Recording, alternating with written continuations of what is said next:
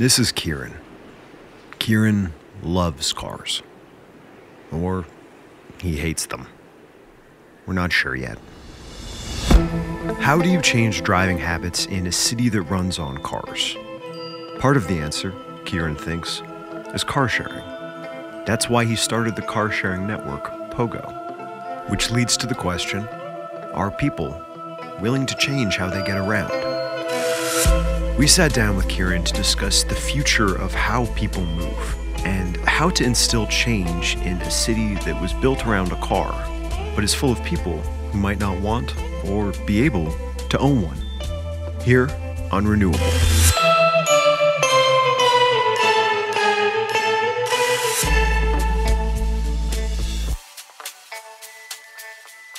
Because everyone owned cars, your family had always owned cars, you had always just assumed that you needed cars, so you bought a car and that's what it was.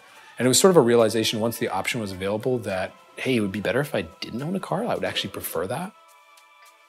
And I just asked the question. I just said, hey, this is a really cool service. Like how hard would it be to hook up the technology?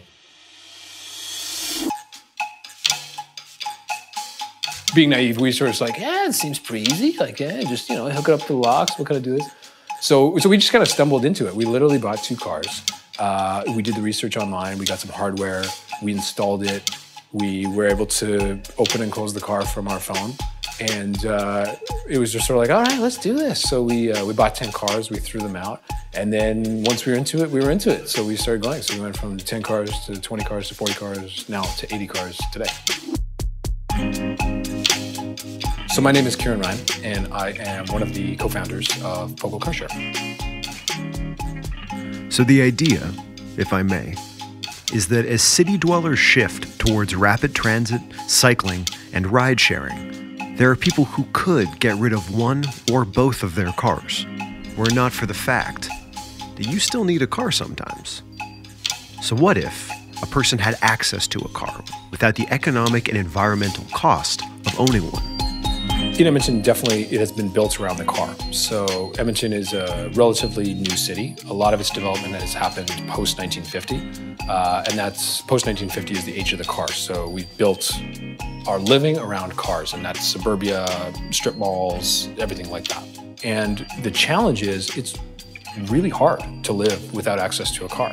And so I talk to people all the time who want to live centrally, they want to be able to walk, they want to be able to take public transit, but it's just not feasible.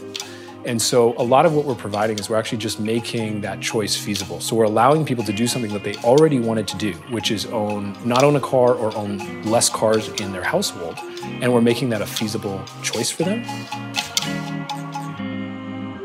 Right now, 30% of Edmonton's greenhouse gas emissions come from transportation. And Kieran believes that the way we think about car ownership is a huge force in shaping how our communities work. Take parking. Parking concerns are among the biggest contributing stressors to opposition to increased infill and density. And in a sense, when driving is default, it kind of limits our decision making. You can't drive to work and then walk home even though it's beautiful outside, because then your car isn't where you want it when you need it. Car sharing, Kieran thinks, can get cars off the road, improve parking, and shape communities for the better.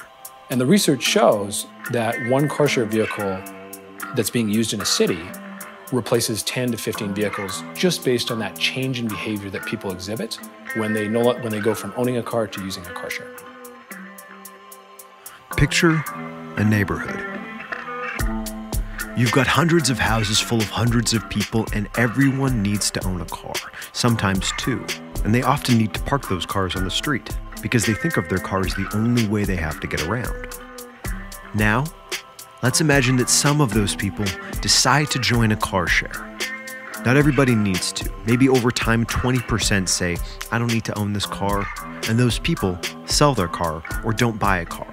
And suddenly, as a result, you have less cars out on that street in that neighborhood. And the more people start using that car sharing means there are more cars available in the neighborhood for sharing. So when the next person moves in, there are usable cars everywhere, they're meeting people that don't own cars, and maybe they decide they need one less car in their life. when we talk to our members, half of our members own cars. So they're still using this service, and the way that they're using it is they are changing the number of cars that they own. So if they had 2 or 3 cars before, and they had one car that they need every day, and they have a second car that just sits there most of the time, but sometimes Johnny's going to soccer and Sally's going to swimming and it's just not feasible. If you have the option now to have, to get a car when you need it, you don't need to have that second car, right? And so you can still change a household by reducing the number of cars. You don't have to go car free. You can just reduce the number of cars that you own. We ended our conversation with the big question at the middle of all of this: who owns a car, who doesn't arithmetic? How do car sharing programs like Pogo change the way that we use energy? And how can it lessen our impact on the environment? I think that a lot of people, when we talk about the environment, focus on how can they do the exact same thing they're doing today while using less energy. So we think about putting solar on our houses, or we think about using a battery-powered car or something like that. But the biggest thing we can do is change the amount of energy that we actually use. And the whole principle behind car sharing is changing our habits and changing the way that we live our lives in the city. So I think a lot of people underrate the impact of what is kind of a boring solution, just putting out shared vehicles, on the environmental impact that we can make by changing behavior. And I think that if we think about the challenge of global warming, and it's just a mammoth challenge, it's really important to make sure that we pay attention to the really effective, simple things that we can do. And something like car sharing falls into that category.